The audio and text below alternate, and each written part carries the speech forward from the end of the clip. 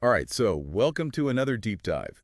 You guys wanted to know what really went down with Kanye at the Grammys this year. Yeah, there were so many rumors swirling around. Exactly. So we're going to break it all down. We have this article from NBC New York that seems to have the inside scoop. Sounds juicy. It is. Okay, so first of all, did Kanye and Bianca actually get kicked out? Well, according to this article, no, not technically. Oh, Yeah, so they walked the red carpet, but then decided to leave early. huh. Interesting.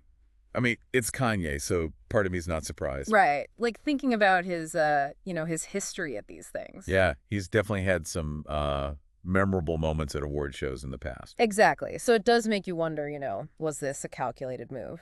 Like to stir up controversy. Yeah, maybe.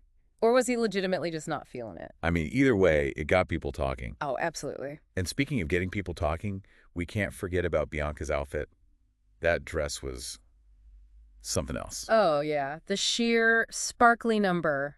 Definitely eye-catching. The article actually quotes Kanye's Instagram, where he called her the most beautiful woman ever. Wow, okay. Right. And it's interesting because his outfit was so simple. Yeah. It's almost like they were playing with these contrasting ideas of attention. Oh, for sure. Okay, but this is where it gets really interesting. So the article mentions Kanye's Instagram activity before the Grammys. Apparently, he was only following Taylor Swift. Wait, really? Yeah. And then, after the ceremony, he switched to only following Bianca. Oh, wow. Okay, now that's considering the history there. Right. It's like, what is he doing? Is he trying to, like, reignite their feud? I mean, it's Kanye, so anything's possible. True.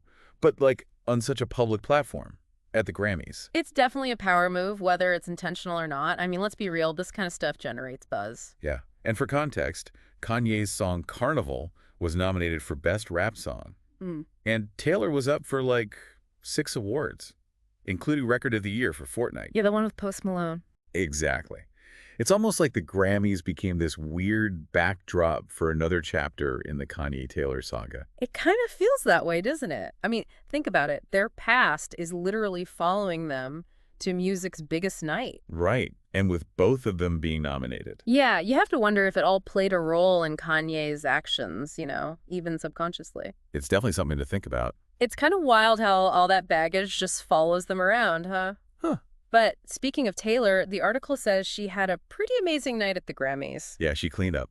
Won a bunch of awards. Totally. So, I mean, it does make you wonder, with all the Kanye stuff going on, did that take away from Taylor's big wins? Ooh, that's a good point. It's like everyone's focused on the drama, and then you have Taylor actually succeeding, making amazing music. Right. It kind of sucks that sometimes I guess you could call it the spectacle, sometimes overshadows the actual talent. Yeah, it's like we're talking about Kanye leaving early in Bianca's dress, but meanwhile, Taylor's over here like breaking records and winning awards. It's true, but it just shows you how these things work, right? Drama sells, and especially at an event like the Grammys. Oh yeah, totally. It's like the Grammys became this stage for something way bigger than just music. Exactly. Like it's this weird intersection of, celebrity and media and all these power dynamics in the music industry. And with social media thrown in there too.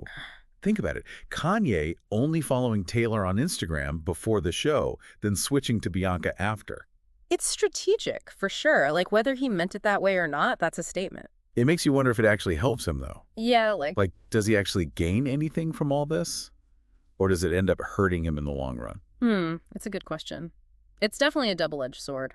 On the one hand, it keeps him relevant. People are talking about him, even if it's for, the wrong reasons. Right. But on the other hand, is it overshadowing his music? Is it alienating potential fans? I mean, not everyone's going to be on board with that kind of behavior. Yeah, true. Yeah. It's definitely a tricky balance to strike. It is, and I think it's something we're going to see more and more of as social media continues to play such a huge role in the music industry. Definitely. So there you have it, folks. The Kanye West Grammy saga. Messy, confusing, and totally fascinating. Yep. That about sums it up. And like we said before, it really leaves us with more questions than answers. It does. Yeah. But hey, at least gives us something to talk about. Right. Absolutely. And it makes you think, what's the takeaway here? What does it all mean? I think that's for each of us to decide. But one thing's for sure. The lines between artistry and spectacle are getting blurrier all the time. Yeah. Especially with social media, it's like everything's amplified. And these events, they take on a life of their own. It's not just about the artists anymore. Exactly. It's about the fans, the media, the whole industry. It's a whole ecosystem. It is, and it's constantly evolving. Well, on that note, I think we're going to wrap things up here. Sounds good. But for everyone listening, keep thinking about this stuff. How do you interpret these events? What impact do they have on the way we experience music? It's an ongoing conversation. It is, and one worth having. Thanks for joining us for another deep dive. Yeah, thanks everyone.